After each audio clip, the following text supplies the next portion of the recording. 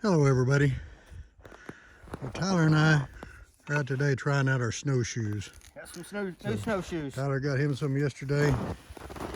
Kurt and Linda got me these here a while back, and we really haven't had a chance to get out and use them any, so we're going to try to walk to the back of the property today. So Tyler's got a ski pole there. Kind of hard to, I can't really get the whole thing in there. Tyler, hold it maybe sideways. There you go. So that way. yeah, so there you can kind of see how long they are. Now you can show them how deep the snow is. Yeah, right there is only there. There you go. There you go. You can see how deep the snow is. I mean, it is it's literally impossible to walk in without snowshoes on. So we may wind up going face down. I'm hoping I don't lose my phone if we do. So the snowshoes definitely help keep you on top of the snow. But when you walk with something, 2 feet long on your foot, just a little bit different. You can just see how deep this ski pole went down in the snow there.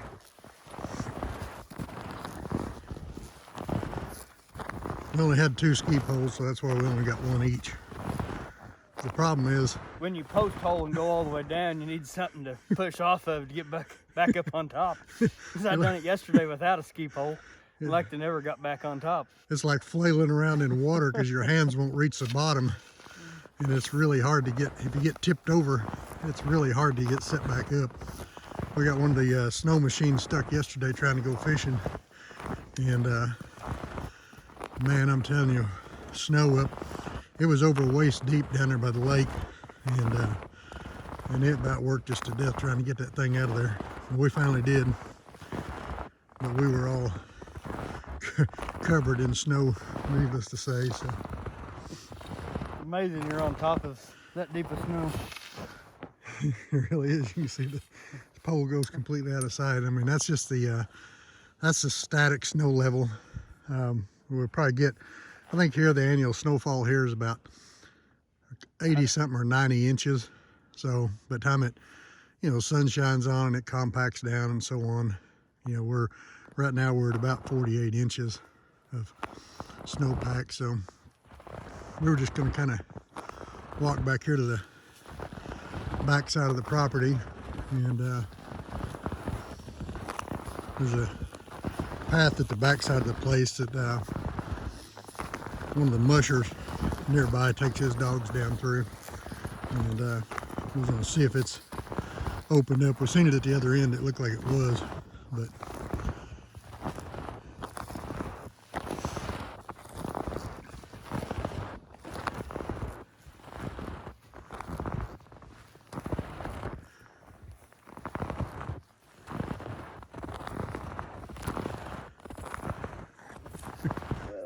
uh-oh, Tyler about post hold. I think I'll try to go around that spot. I found a soft spot right there. I packed it down for you. Yeah.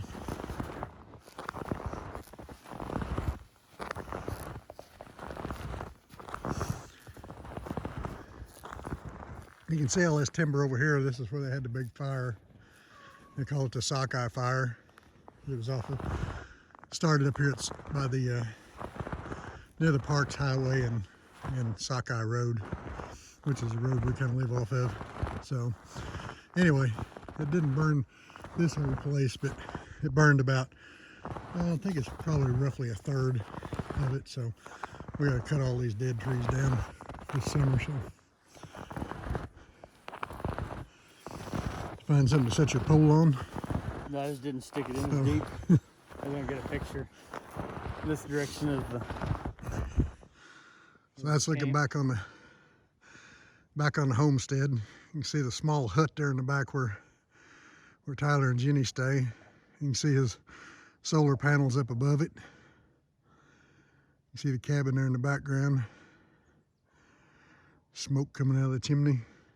Got the old fire going. You can see a lot of those trees there has got a really red tint to it. And we're thinking that that's from the dye whenever they did the airplane drops with the water. You see it usually on TV. If you'll see it falling out of the sky, it's got a red color to it. And that red is a fire retardant that they put in it. So there's a lot of stuff that still, even, I think that's been 4 or 5 years ago. So the windows are still covered with it. And yeah, the windows actually still have really hard to wash off. red dye on them. So kind of something different that we don't usually see in Missouri. For oh, let me ditch him. Going over.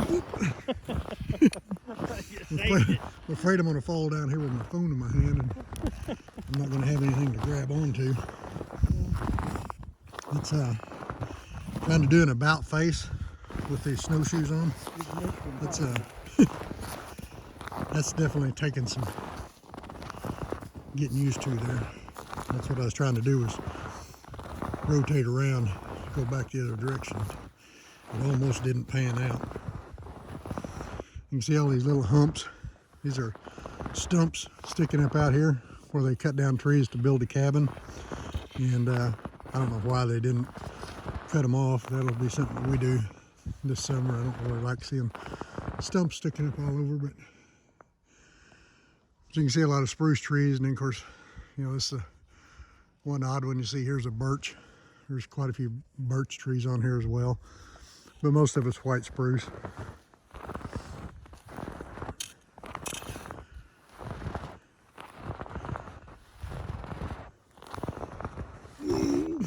There's a soft spot. If I go down, you're gonna have to help me dig for this phone. Go back and get a shovel. I'm not gonna go off and leave a $1,000 phone buried in the snow out here. Well, that's how much it was new. It's probably worth 40 now.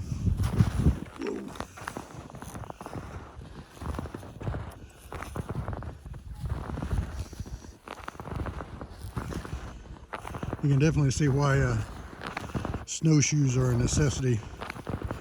You've all seen on the Mountain Man movies over the years, because you just can't trudge through this any other way. It is just too deep when you can't lift your feet up above it. Whew. Quite a bit of rabbit traps back here. Yeah. Whoa, there's that. Oop, there's a really soft spot.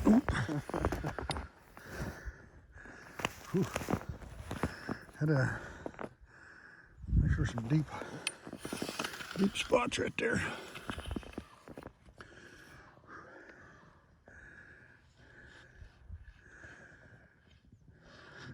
We've had some sunshine the last week or so. Had a few days straight where we had sunshine every day, and not so much today, but it's really taken a lot of the snow off of the trees. When the trees were covered, it's just, it is beautiful. If I can get back here to the back, there's a trail that goes down through here. I'd really like for everybody to see. I have got a video chat, you know, with Kurt and Tammy, my two kids, while we were back here on the trail. And it was kind of funny with the walking on the hard pack where the dog sled's been down it.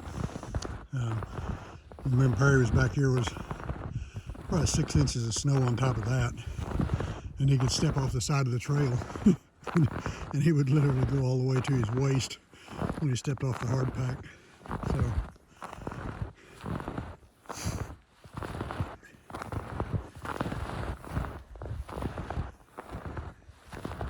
you can see here where a lot of the snow falls off the trees. It makes divots in the snow. You can see some old moose tracks here where the indentations in the snow. It's only about, I don't know, 8 or 10 degrees today, so it's a little bit chilly, so I had to keep switching hands with my phone because my fingers get cold. Don't have any gloves on. So, but if you don't have exposed skin like that, it's really not that bad. I mean, I'm just wearing, you know, my coat, and and a hat. You know, neither one of us are wearing coveralls or anything. But exposed skin gets pretty cold. So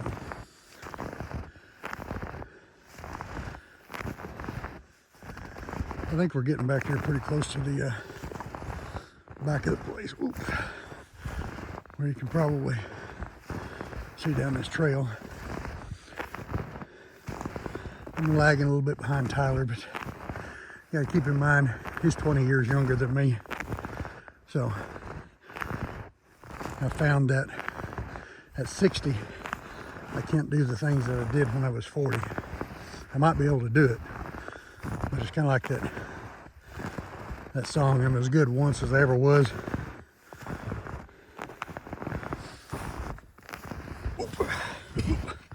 Uh-oh.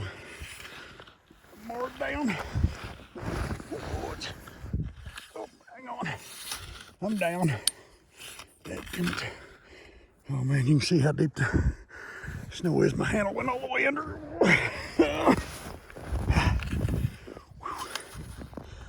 Oh, back up. Definitely hit a soft spot in the snow there.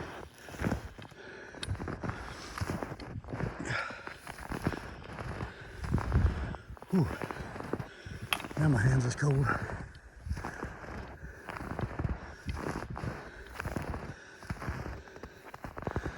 It's kind of strange that the difference in the texture of the snow, how one place can be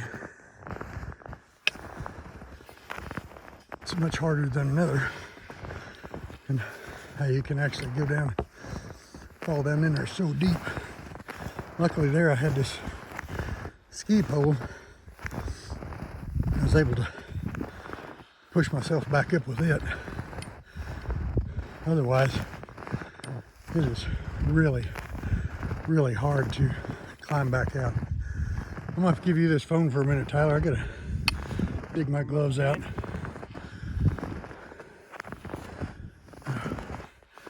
I got my hands cold digging down in the snow there.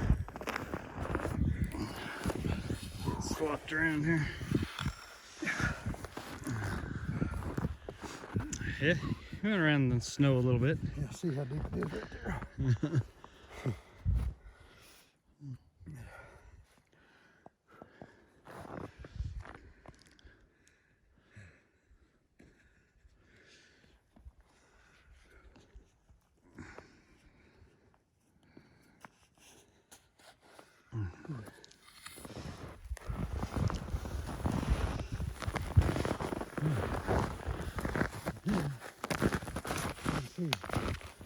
See how we stay right on top. You can see here that you can stand the ski up, pull up real easy. It's just off the edge of the trail there. So not so bad. You can look down here beside the trees. Ice down in there. So you see how high up that comes on you. Mm-hmm. Like where I fell down back there. When I put my hand on here to push up, it went about that far underwater or under snow. So you can see where that puts the snow level at on you. You can flounder around like a fish trying to get up. So we're going to walk down through this trail here, and this is really what I wanted everybody to see. So hands you off again. All right, I'm going to blind you here for a second with my hand. All right. So this is pretty easy walking on the trail. We'll let Tyler get in front here in case he falls down. I'm going to watch out for it.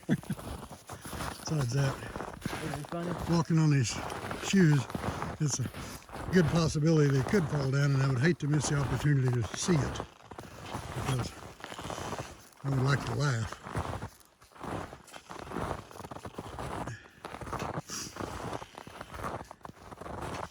So this trail here runs down between our property and the neighbor's property. So it's kind of cool to actually see this. So this summer we'll probably widen this trail a little bit where we can get our four-wheelers and stuff through here, and then of course next winter we'll be able to ride our snow machines all the way around the place. So this year, arriving here with 30 inches of snow on the ground, we haven't really ventured out on our property because we know it has a lot of stumps sticking up. We really don't want to poke one into the front of the snowmobiles. Of course, it wouldn't happen to mine now because it ain't running, so.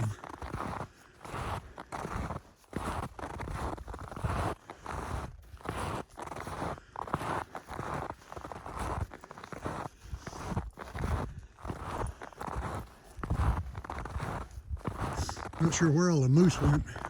They were coming through here pretty frequently, but the berms on the sides of the road has gotten so tall that it's kind of limited some of the areas where they're going, and we just haven't really seen them back in here much since it all started.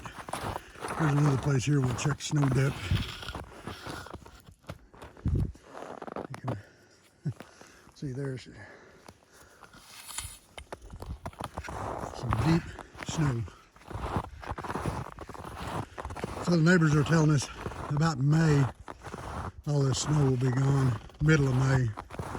But the big piles along the road and the pile that we've created around our openings around the cabin, they say that'll probably be the end of June before those big piles are actually gone.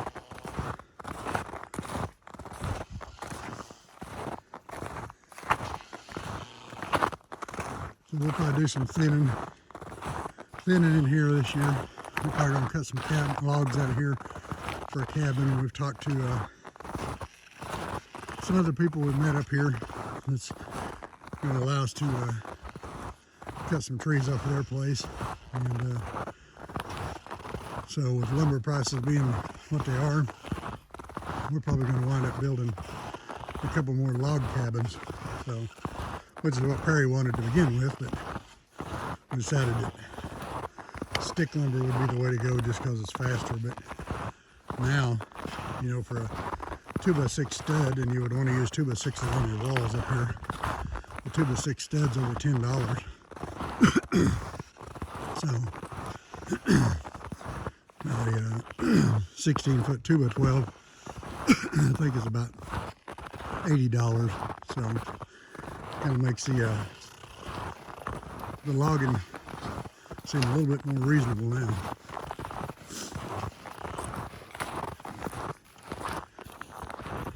It's neat to see the snow pile up. You can see how it just piles up on tops of trees, just like that up there. Just little random. Sometimes you'll see round balls pile on top of trees,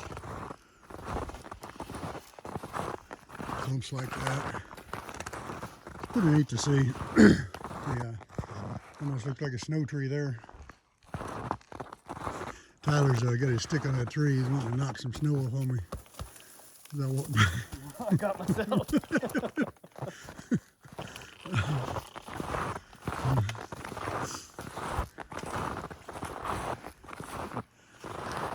It's definitely different living where they have this much snow.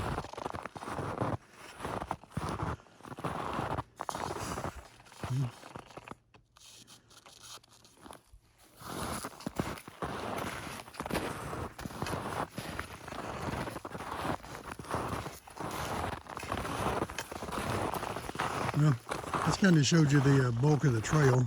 And you see some moose tracks right there. So they're still coming through here, and they do like any kind of a trail. They like using the trail again. You can see that moose track there. He only sunk about 6 inches in the ground, where if he wasn't on this trail, you can see how deep the snow would be. So they're like us. They like to walk where it's a little bit easier to walk to. Especially if you have to walk around and eat in it all day. This time of year, I guess they primarily live on little birch tree limbs. The little sprouts or whatever off of the limbs is how they survive the winter here. So I would think it would take a lot of